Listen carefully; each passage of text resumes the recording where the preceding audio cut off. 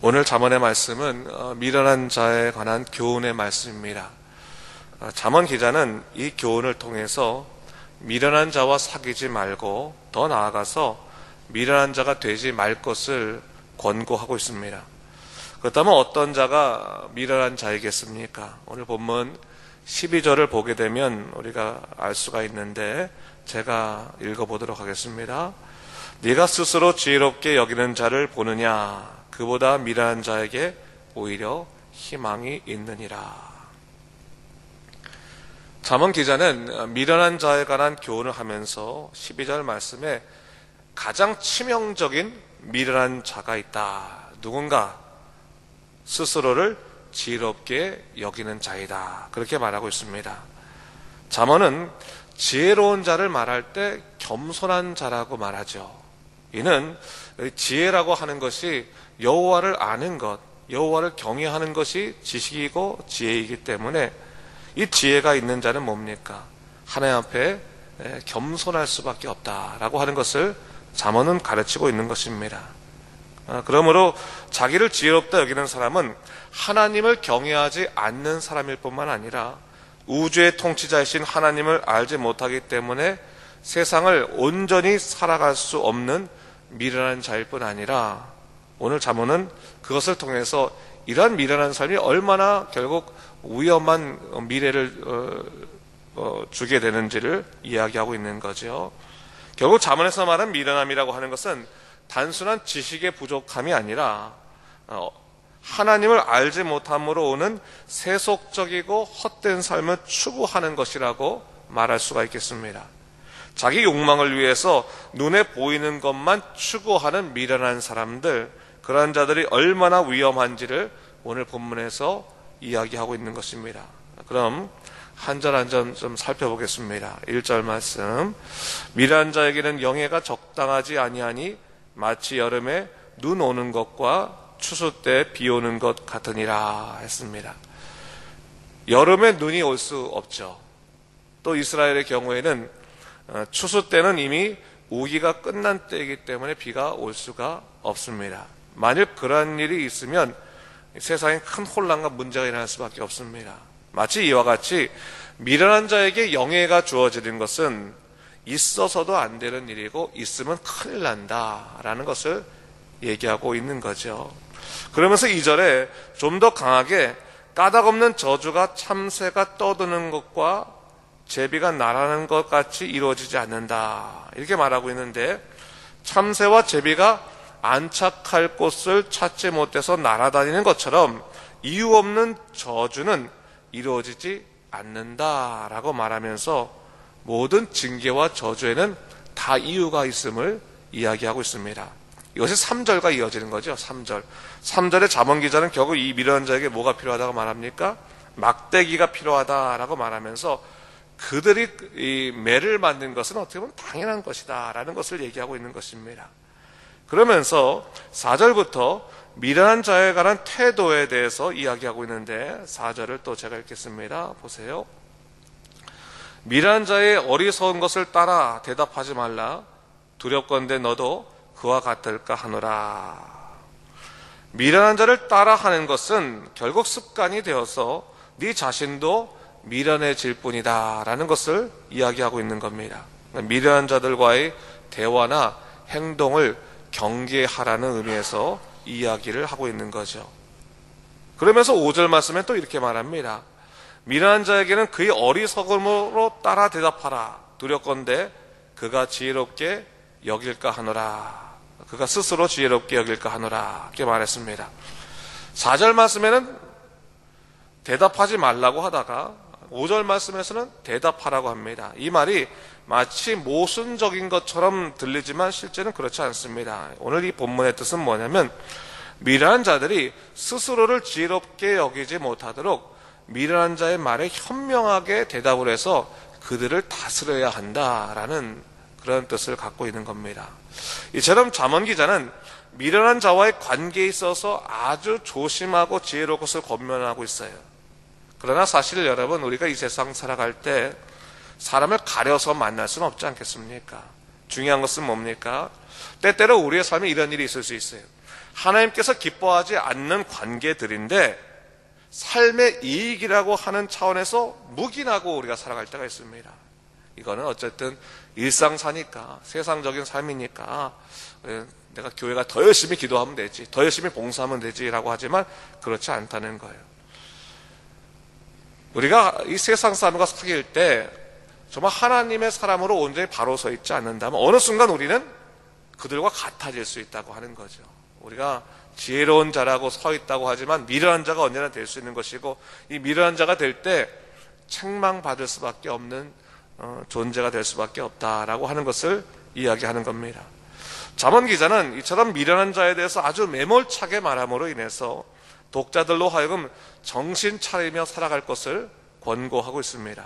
특히 6절에서는 미련한 자 편에 기별하는 것은 자기 발을 베어버리는 것 같다라는 말을 통해서 이 미련한 자에게 중요한 일을 맡기는 것 자체가 얼마나 치명적이고 위험한 일을 낳을 수 있는지를 경고하고 있는 것입니다. 잠언의 말씀은 여러분 실생활에서의 교훈을 말하기 때문에 우리가 자칫 읽으면 도덕적이고 윤리적인 차원에서 이해될 수도 있습니다. 하지만 궁극적으로 이 잠언의 말씀은 이 세상을 살아가는 가장 기본적인 원칙을 지혜라고 보고 있고, 그 지혜가 뭡니까?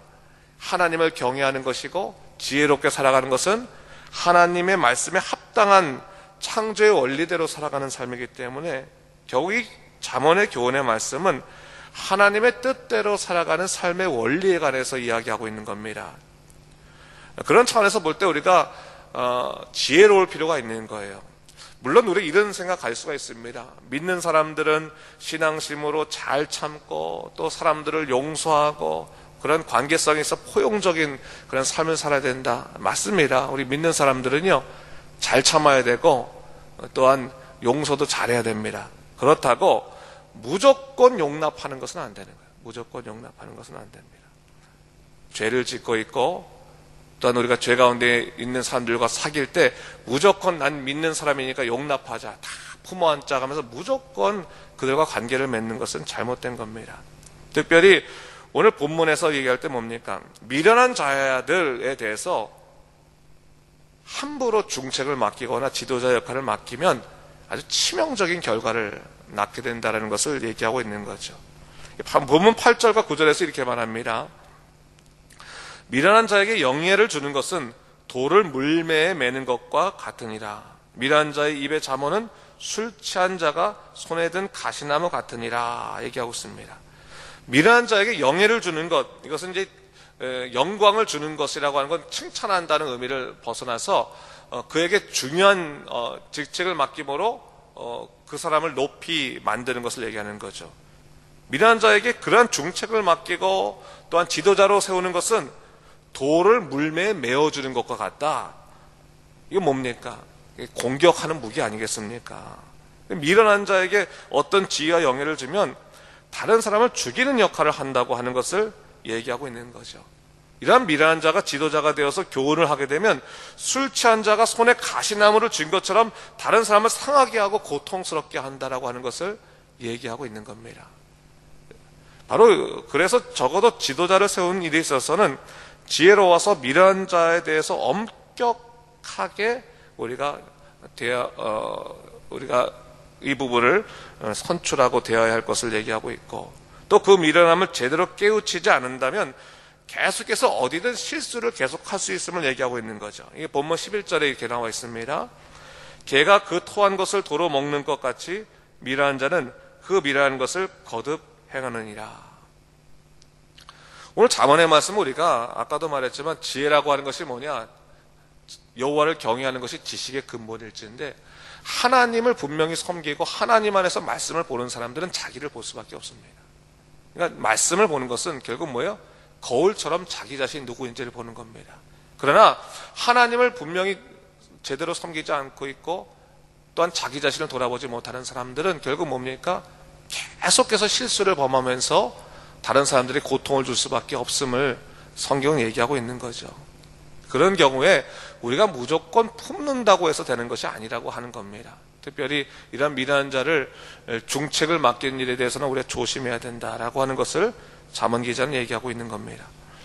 잠언 기자는 궁극적인 교훈을 12절에서 얘기하고 있죠. 오늘 본문 말씀 속에서는 제가 앞에서 한번 읽었는데 다시 한번 우리가 함께 12절 말씀을 읽어보도록 하겠습니다. 네가 스스로 지혜롭게 여기는 자를 보느냐 그보다 미련한 자에게 오히려 희망이 있느니라 했어요.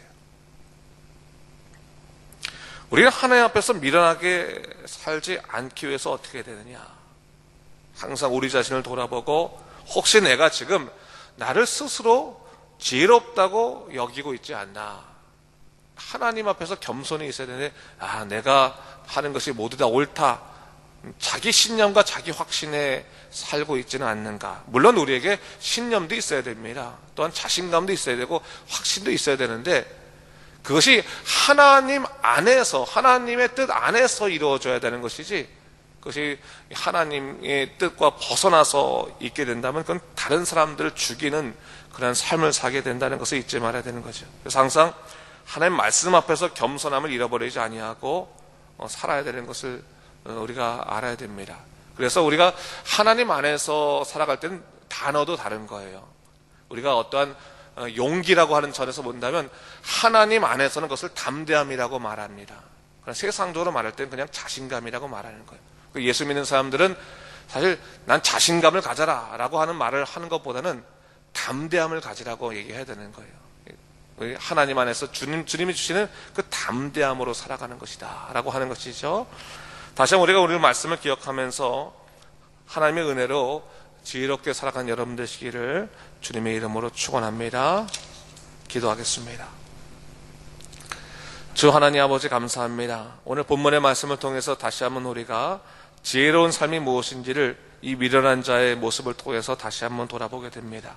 주 하나님 아버지, 살아갈 때 언제나 주의 말씀에 의거해서 자기를 돌아볼 수 있도록 인도하여 주시고, 하나님 혹시 잃어버려서 미련한 자의 삶을 살지 않도록 영적으로 깨어있는 삶을 살아가도록 인도하여 주시옵소서.